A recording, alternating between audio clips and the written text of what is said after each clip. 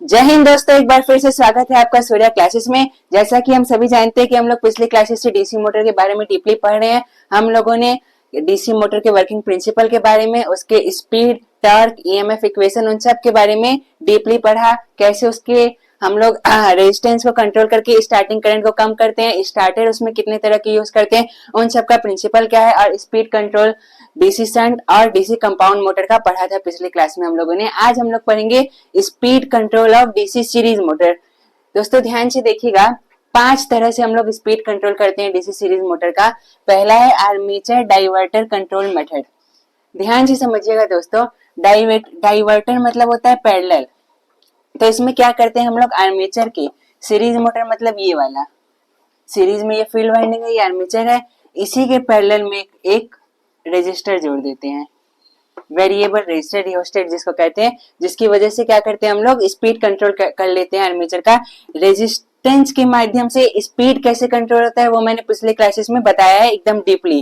अभी उसको बताने जाऊंगा तो बहुत समय लॉस होगा।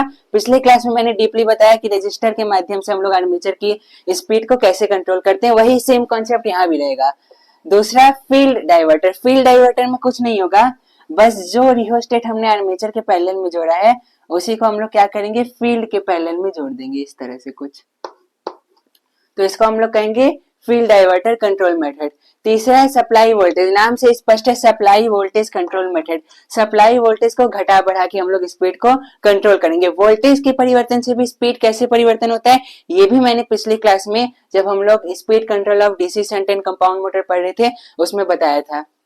चौथा फील्ड टैपिंग। फील्ड टैपिंग में ये जो आपका फील्ड है, ये फील्ड सीरीज फील्ड, उसमें बीच बीच से हम लोग ऐसे टैपिंग निकाल देते हैं। टैपिंग निकालने से क्या होता है, फर्स्ट ईयर में हम लोगों ने ट्रांसफार्मर में पढ़ा था कि N1 upon N2 is equal to V1 upon V2, यानी टर्नों की संख्या बढ़ेगी तो वोल्टेज भी बढ़ेगा। तो यहाँ से टैपिंग निकाल के हम लोग टर्न को कंट्रोल कर रहे हैं। जब टैपिंग यहाँ पर है तो टर्न केवल इतना लिए, जब टैपिंग इधर की है तो टर्न इतना आ गया, यहाँ से यहाँ तक पूरा। जब टैपिंग इतना हुआ तो टर्न यहाँ से यहाँ तक हो गया। मतलब टैपिंग के माध्यम से क्या कर रहे हैं, टर्न को घटा बढ़ा रहे हैं। अब जब टर्नों की संख्या को घटा बढ़ा रहे हैं तो according to this formula voltage भी क्या होगा, कम ज्यादा होगा। अब वोल्टेज कम ज्यादा होगा तो रेजिस्टेंस कम ज्यादा अपने आप होगा, और स्पीड इसकी कंट्रोल भी होगी। वोल्टेज के माध्यम से कैसे स्पीड कंट्रोल होता है ये हम लोगों ने जाना ही है। पांचवा मेथड अच्छे से समझने लायक है, ये थोड़ा अलग है। स्पीड कंट्रोल मेथड जो है डीसी सीरीज मोटर का, सीरीज पैरेलल कंट्रोल मेथड, इसको अच्छे से समझाते हैं। बाकी चारों में ज्यादा कुछ है नहीं, बस कभी रेजिस्टर जो आपका रियोस्टेट है उसको फील्ड के पैरेलल में जोड़ेंगे, कभी सीरीज के पैरेलल में जोड़ेंगे, कभी सप्लाई वोल्टेज को कम बेसी करेंगे, और कभी फील्ड में से टैपिंग निकालेंगे। ये थोड़ा अलग है, सीरीज पैरेलल कंट्रोल मेथड। पांचवा जो आपका है सीरीज पैरेलल कंट्रोल मेथड। ध्यान से समझिएगा दोस्तों, डीसी सीरीज मोटर में क्या होता है, एक सीरीज फील्ड होता है। इसमें हम लोग क्या करेंगे, उस सीरीज फील्ड को 2 भागों में बांटेंगे। बांट कर एक बार सीरीज में जोड़ेंगे, एक बार पैरेलल में जोड़ेंगे, कुछ इस तरह से।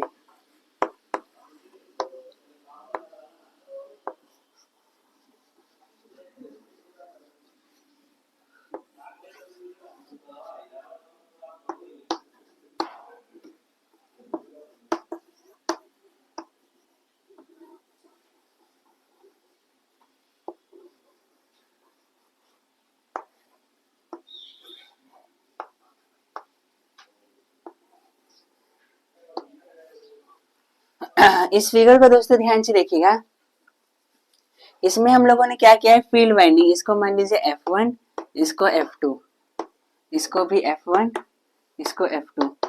इसमें क्या किया हम लोगों ने, सीरीज में जोड़ा है फील्ड वाइंडिंग को, इसमें क्या किया है, फील्ड वाइंडिंग को पैरेलल में जोड़ा है। अब सीरीज में और पैरेलल में जोड़ने से स्पीड को कैसे कंट्रोल कर रहे हैं ये देखिएगा दोस्तों। सीरीज में जोड़ने से क्या हो रहा है, हम लोगों ने इलेक्ट्रिकल के एकदम बेसिक में पढ़ा था कि सीरीज में वोल्टेज बढ़ता है और करंट सेम रहता है। मतलब अगर यहाँ पर हम लोग अप्लाइड वोल्टेज हमारा V है तो इधर क्या हो जाएगा, V1 हो जाएगा, इधर V2 हो जाएगा।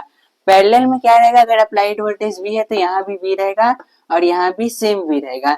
यानी हो क्या रहा है, V कम हो रहा है।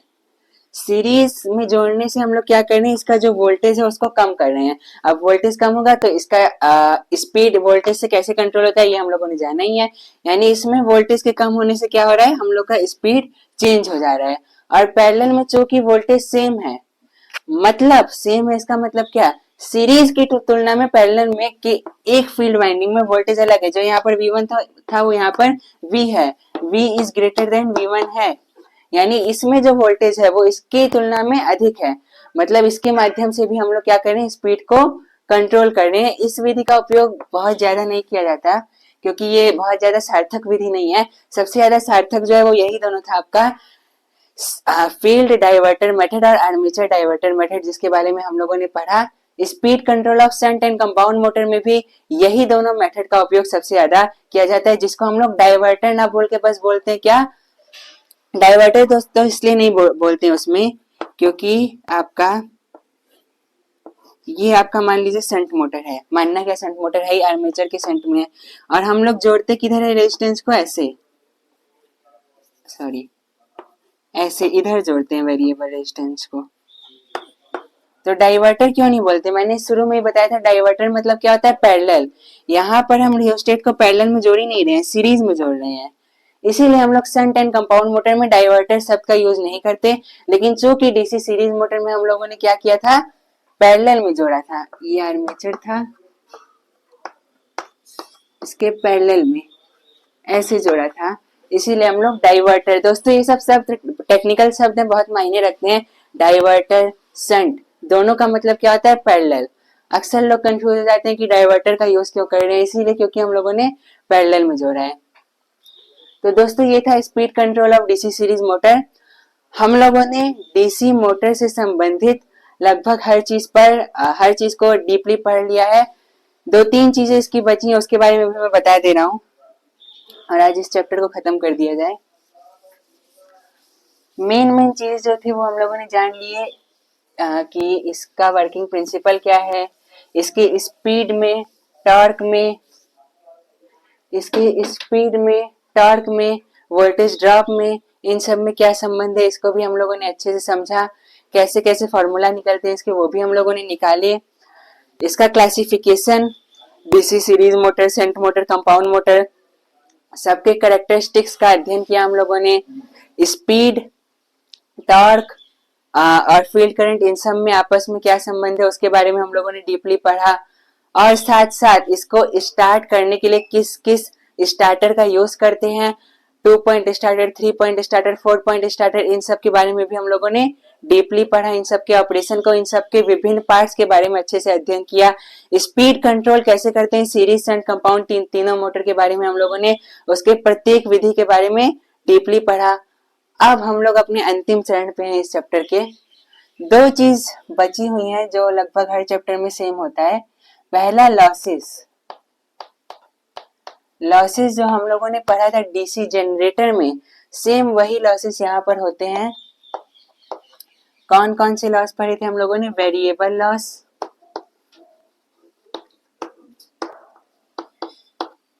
Constant loss. किसी भी मशीन में मेनली यही 2 लॉस होते हैं। अब इन्हीं 2 लॉस को हम लोग क्लासिफाई करते हैं। वेरिएबल लॉस मतलब जो बदले, वेरिएबल मतलब क्या होता है, बदलने वाला। अगर हम लोग लोड लगा देते हैं, लोड लगाना मतलब क्या होता है कि करंट उसमें अब बहेगा, सर्किट क्लोज हो जाएगा। अब करंट अगर बहेगा तो करंट के बहने से क्या होगा, कॉपर लॉस। कॉपर लॉस का फॉर्मूला हम लोगों ने पढ़ा है। कॉपर लॉस का फॉर्मूला क्या होता है, I²R, वोल्टेज I²R होता है कॉपर लॉस का फॉर्मूला। मतलब करंट जहां बहना शुरू हुआ उसके स्क्वायर में कॉपर लॉस बढ़ेगा। तो कॉपर लॉस का निर्भर किस पे है, लोड पे। मतलब ये वेरिएबल लॉस है। लोड बढ़ाएंगे तो लॉस बढ़ेगा, लोड नहीं रहेगा तो लॉस भी नहीं रहेगा। तो this is variable loss.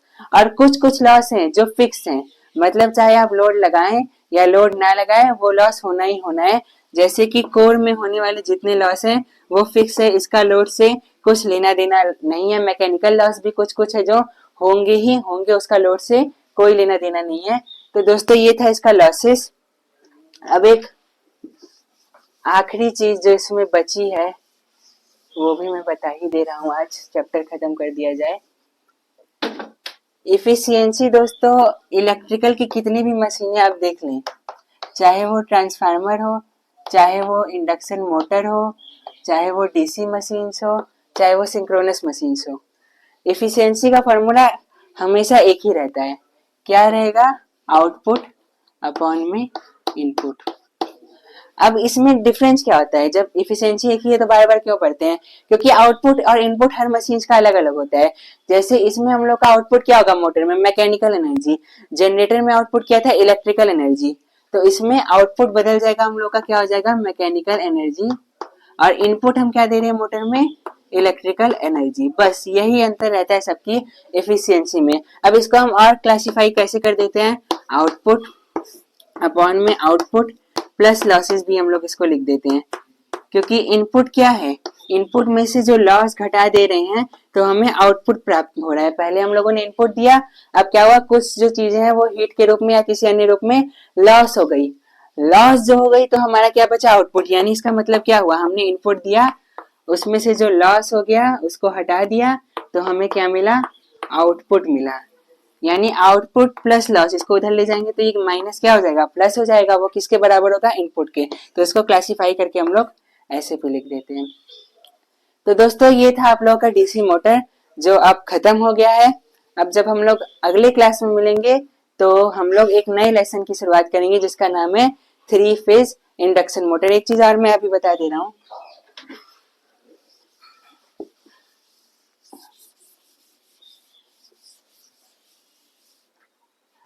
Electrical machines में इलेक्ट्रिकल मशीन्स इसको दो भागों में बांटा जाता है, ये मैंने बताया भी था वैसे। एक होता है डीसी मशीन्स, एक होता है एसी मशीन्स। ठीक, डीसी मशीन्स में दो चीजें आते हैं, डीसी जनरेटर और डीसी मोटर। यानी डीसी मशीन्स हम लोगों ने पढ़ लिया है, डीसी जनरेटर डीसी मोटर दोनों पढ़ लिया है। एसी मशीन्स में भी दो तरह के मशीन्स आते हैं, एक होता है इंडक्शन मशीन्स, दूसरा होता है सिंक्रोनस मशीन्स।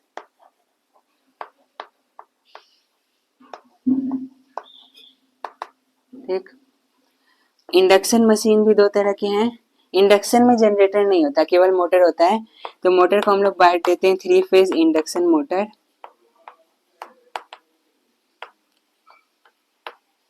और ये हो जाता है हम लोग का सिंगल फेज इंडक्शन मोटर। उसी तरह से सिंक्रोनस मशीन भी दो तरह के होते हैं, एक होता है सिंक्रोनस मोटर और दूसरा होता है सिंक्रोनस जनरेटर, या इसे हम लोग अल्टरनेटर भी कहते हैं, अल्टरनेटर। ठीक दोस्तों, तो हम लोगों ने ये पार्ट पढ़ लिया है। इतना पार्ट हम लोगों का कंप्लीट हो गया है इलेक्ट्रिकल मशीन्स में। ठीक, अब बचा क्या है हम लोग का? Induction motor, synchronous motor. कल हम लोग इंडक्शन मोटर के इस भाग का 3 फेज इंडक्शन मोटर, ये सब दोस्तों एक लेसन है। 3 फेज इंडक्शन मोटर एक लेसन है, सिंगल फेज इंडक्शन मोटर एक लेसन है, सिंक्रोनस मोटर एक लेसन है, सिंक्रोनस जनरेटर एक लेसन है। सबके बारे में डीपली हम लोग को पढ़ना है। 3 फेज इंडक्शन मोटर की कल हम लोग शुरुआत करेंगे। दोस्तों सेकेंड ईयर की जो पढ़ाई है उसको 3 भागों में बेसिकली बांटा है। एक इलेक्ट्रिकल मशीन्स है, दूसरा इलेक्ट्रॉनिक्स पार्ट है, तीसरा power generation distribution and transmission है। तो इलेक्ट्रिकल मशीन्स में डीसी मशीन्स हम लोगों ने कंप्लीट कर लिया है। ठीक है दोस्तों, तो मिलते हैं अब अगले क्लास में। तब तक के लिए जय हिंद, वंदे मातरम, इनकलाब जिंदाबाद दोस्तों।